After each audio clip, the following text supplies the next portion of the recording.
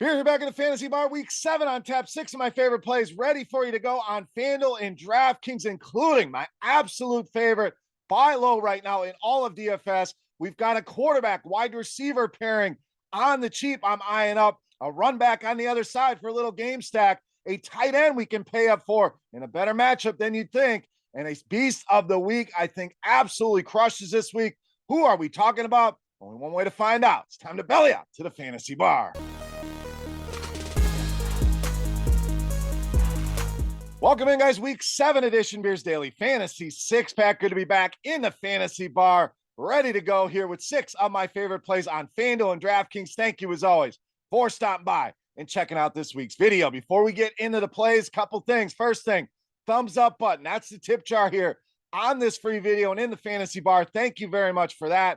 Make sure you subscribe to the channel as well and check us out over at scoresandodds.com/beer for all of your sports betting needs. All right, week 6 had some good, some bad. We did nail the top 2 scoring running backs on the slate, including our beast of the week, Raheem Mostert, going nuts. So better week coming this week. Let's try to nail all of these picks. All right, let's start at quarterback this week with some value in Sam Howell of Washington. So Howell been pretty solid. Outside of the million sacks he's on pace for in that game against Buffalo, we're talking over 22 DraftKings points per game without that Buffalo game in there. We mentioned the sacks. This guy's on a historic pace for taking sacks. The issue here, and the good news for us, the Giants only 5 sacks on the entire season. That is by far the lowest number in the league. So they haven't generated much pressure. So we kind of negate that worry a little bit. I'm sure they'll get to him a couple times with Sam Howell holding on to the ball. But the other part I really love here, the stacking partners, super cheap options here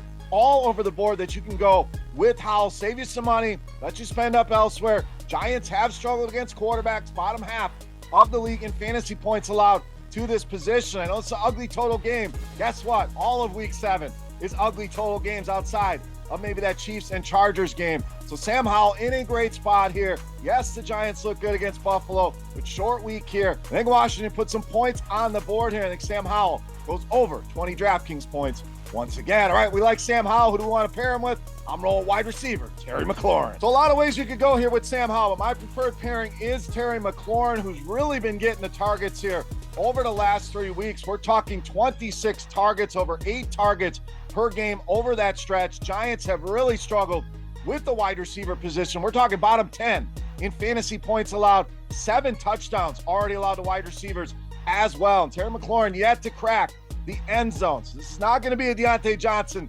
situation here. I think McLaurin finds the end zone this week against the Giants, a team that he has been very good against over the course of his career. 7 career games, never been below 70 receiving yards in any of those games. And in fact, we've seen some big ceiling games out of him as well. 3 of the last 5 against this Giants team, he has gone over 27 DraftKings points. So great spot here. He can replicate some of that history. I think he has a great chance. Terry McLaurin, one of my favorite wide receivers here for week 7. All right, let's go to the other side of that game and run it back. We're running back SAQUON Barkley. Now expensive, no doubt, but I think a lot of people are going to ignore him. There's a lot of other running backs up in that pricing tier that are going to garner a little bit more attention here. And a lot of people are going to be chasing the Zach Evans, some of the other injury situations here.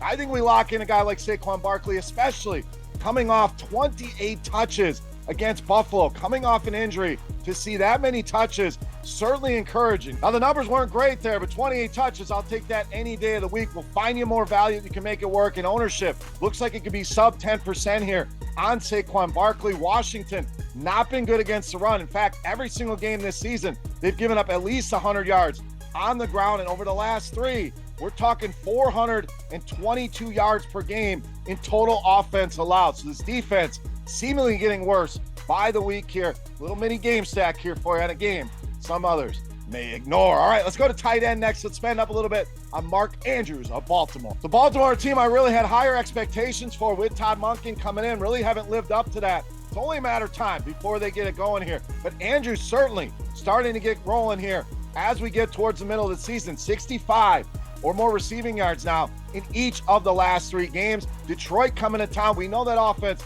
can put points on the board. So I think we could get a little back and forth here between these two teams. And as good as this Detroit Lions defense has been, not good against tight ends. We're talking bottom 5 in targets receptions, receiving yards, fantasy points, and outside of Travis Kelce in week 1, they really haven't faced many killers at the tight end position. So the numbers are bad without really facing many good tight ends outside of Kelce here. Andrews certainly in that company. I think a big day in store here for Mark Andrews. All right, wide receiver up next. I promised you a value play I'm loving. We're going back to the well on RASHEE Rice of Kansas City. So as we talked about a couple weeks ago, and he found the end zone for us in that game against Minnesota, this guy just continues to get better week in, week out. Prices still not where they should be, and the explosion game is coming. So I don't want to be behind the 8 ball here. I want to be out ahead of it. Going to continue to roster RASHEE Rice week in, week out. We talked about that game being about the only high total game on this slate here for week 7, sitting way up at a 48 here. Season high 74 receiving yards last week against Denver. And you're like, Denver, Beer, they're horrible against wide receivers. Well, guess what? LA, not much better.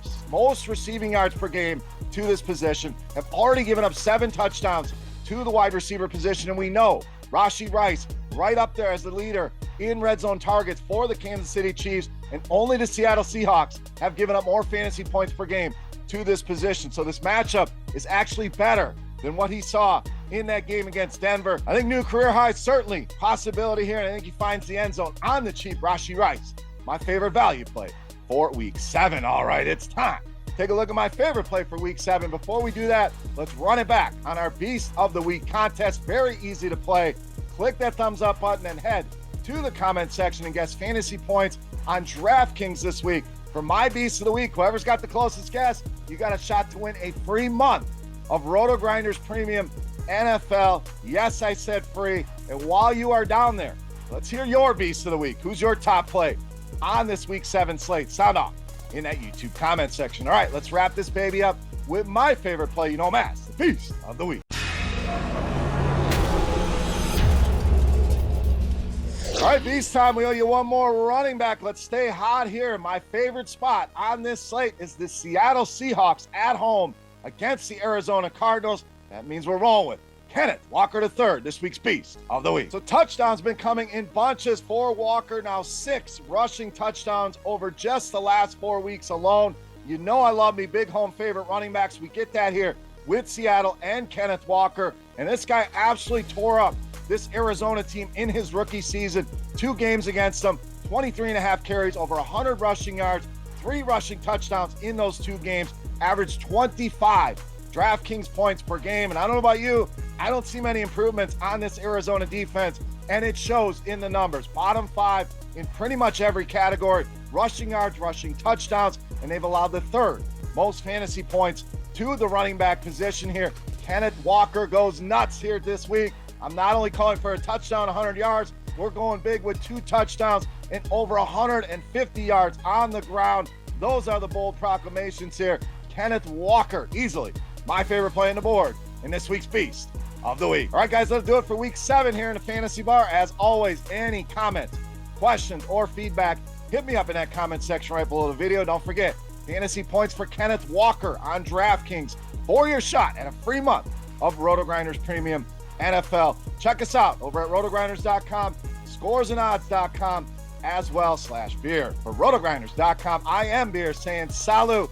Thank you so much for watching, guys. Best of luck here in week 7. My Pints and Picks video will be out on Friday with 2 of my favorite NFL bets. And make sure you're checking us out over on SiriusXM, Fantasy Sports Radio. Eric Bine for STL Cardinals and myself each and every week, 6 to 9 Eastern, going through all the games, all the fantasy scores, and all the news you need. Make sure you're checking that show out. All right, guys, thanks for hanging out here. Appreciate the support. Good luck, and we'll see you next week. Hey, thanks for checking out our videos. If you want more expert advice on DraftKings, FanDuel, or any other daily fantasy sports, make sure you check out the current videos playlist.